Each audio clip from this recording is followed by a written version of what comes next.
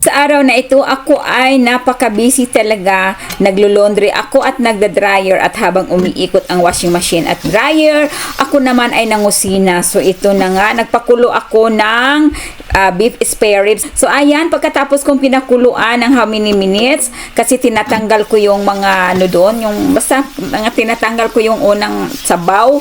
At yan ay hinuhugasan ko na kaagad ang aking kaldero. Parang isang kaldero lang ang magagamit ko. Ayan ang nililinis ko at gagamitin ko pa rin yan sa pagluluto. So hinugasan ng maigi ng Nanay Jenny. Kailangan malinis talaga, no? At saka yung karni din na pinakuluan ko, yung spare ribs na yan ay hinugasan ko rin at ginupit-gupit ko ng cubes siya. Parang madali lang siyang kainin at papalambutin ko pa yan kasi pinakuluan ko lang yan siya ng ilang minuto parang mawala yung mga ano niya, yung itim-itim. So ayan, sinabawan ko ng panibagong sabaw at ayan, tinakpan at pinapakuluan at naghiwa na rin ako ng sibuyas. May bawang pa rin ako at saka kamatis and bell pepper. Kahit hindi ako hindi ko nilalagyan ng mantika, hindi ko siya ginigisa, lalagyan ko pa rin ng bawang dahil nga parang yung lasa niya at parang yung aroma ng bawang ay nandoon pa rin. At wala, nilalagay ko na ang aking mga sibuyas or mga spices.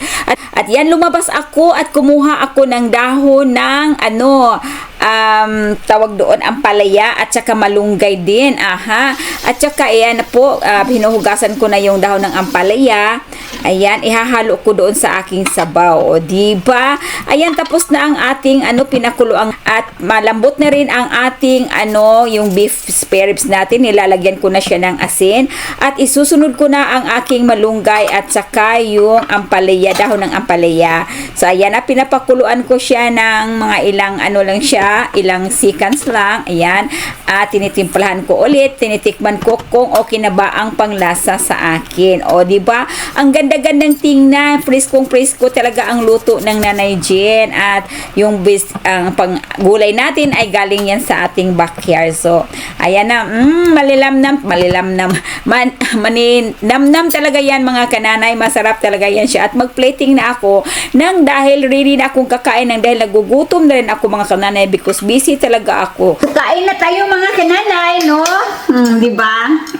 Ito na ang sarap. Very natural ito mga kananay. Walang mantika. Hindi ko nilagyan ng mantika. Pero nilalagyan ko pa rin siya ng bawang. Hanggat makaiwas tayo. Ayan, at meron akong inihaw na tuyo. Diba? Inihaw lang yan pero walang mantika mga nanay. Iwas-iwas rin tayo sa mantika sometimes, you know.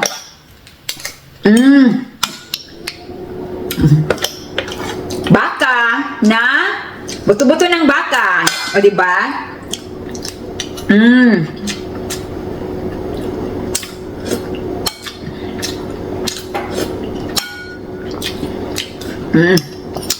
Green leafy vegetables.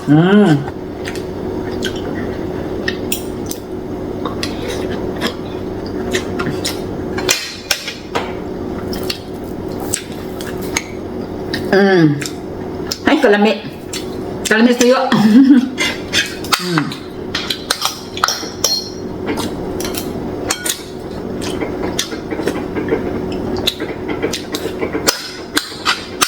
Mga kananay, magkinamay tayo, magkutsara, walang problema.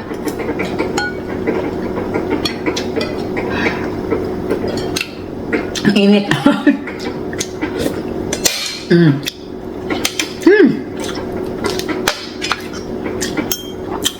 Very healthy food and natural.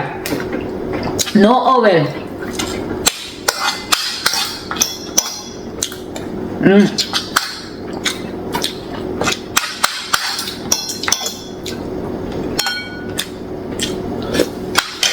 Magluluto ako ng sinabaw na isda. Yan ang tawag sa amin sa Kabisayaan doon sa Mindanao. So sa Tagalog naman ito ay tinulang isda. Pero nilalagyan ko siya ng malunggay at saka tanglad. Ang bango-bango talaga ng tanglad pag yan ang ilalagay natin sa sabaw. Napakasarap talaga yan. Ganado kang kumain.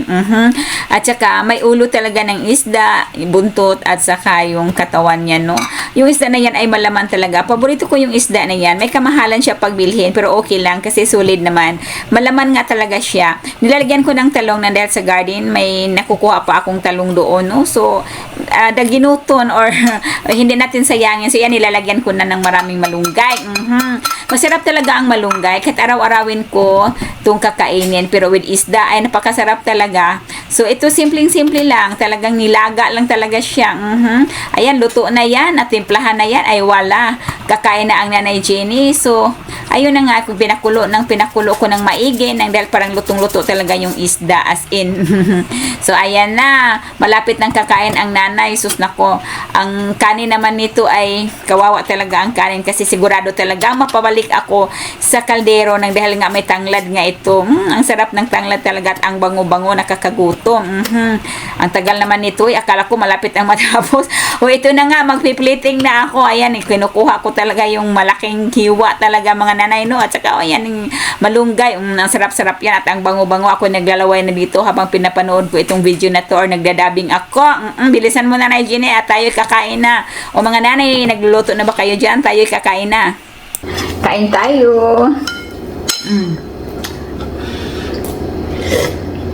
Nilagyan ng tanglad.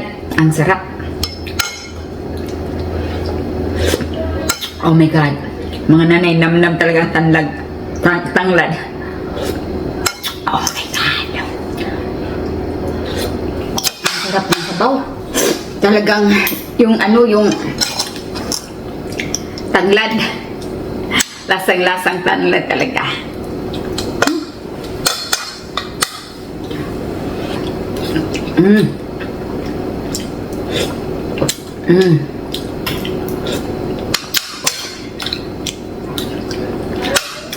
Lutong probinsya. Super sarap.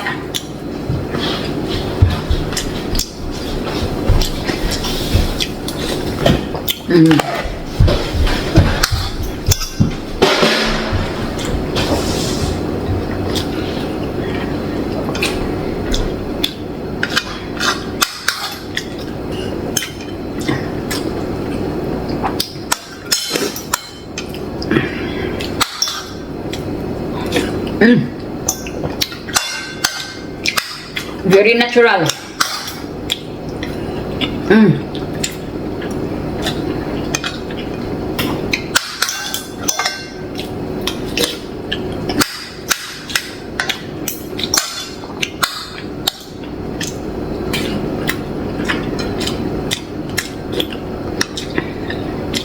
Yan mga nanay, lumalaban pa rin ang aking garden. Malamig na yung panahon pero kita nyo marami pa rin siyang bunga. Ayan, nag-harvest si Daddy Tim ng bell pepper. At ang aking mga bitter melon or ampalaya, lumalaban pa rin. Oh my God. Ayan. Right here they have a bell pepper, the big one. See that there? Green bell pepper right there. Down here?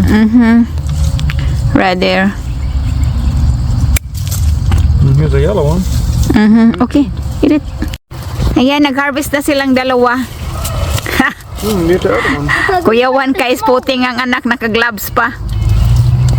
This one looks deformed, but we'll put it in there anyway. Okay, get it. O ayan, ang Daddy Tim I think it's done. gumawa ng dessert. Peach cobbler. Peach cobbler. Oh. O diba, akala niyo ha, si Daddy Tim hindi marunong. Ayan, marunong yan gumawa ng dessert. Peach cobbler. It's got to cool a little bit. Is that done? Yeah, I think it's done. Diba mga kananay, nanilaw pa. So you think that one is delicious? I hope so. How many times already you This is a different recipe. So this is different recipe? different, yeah. Oh, different recipe daw ito. So, okay. Mga kananay, ganito ang sitwasyon kung ikaw ay may mga pananim sa loob ng bahay, ganito ang gagawin. So, katulad nito ngayon, yan, binuksan ko lang yung sliding door at nakapasok ang ng tawag doon ng init. So, tingnan nyo mga nanay, ang dami na namang bulaklak ng aking mga kalamansi. Non-stop talaga ang pamumunga niya, nakakatuwa talaga, no? So, ayan po, nainita naman siya. Okay na siya, no? Kasi nainita na, ayan, oh. Diba? Tapos, Ito, kita yun naman, may nakaraan, marami akong na-harvest, pero, ayan, marami na naman siyang bulaklak. Sobrang daming bulaklak, ayan. Yung iba pa usbong pa lang. So, nainitan pa rin siya na kahit nasa loob lang ng bahay, may kangkong. At yung mga malunggay ko, tingnan nyo yung mga malunggay ko, o diba? Maganda na ang dahon niya, dahil hindi na siya nalamigan. Kasi pag malamigan kasi yan titigas. Pero ito, o ayan, kita nyo naman yan. O nakapasok pa rin ang ilaw. Anong ilaw? Yung sunlight sa loob ng bahay. So, ayun lang po, para makasurvive yung pananim natin na nasa loob ng bahay. Nakakatuwa ang mga bulaklak, o diba? Ang bango-bango pa kamo. Nasa loob lang sila ng bahay, pero healthy. At ngayon ako aalis na papuntang magsundo ng aking anak sa eskwelahan. Parati kong agahan, parang nasa unahan ng linyahan sa pagsundo.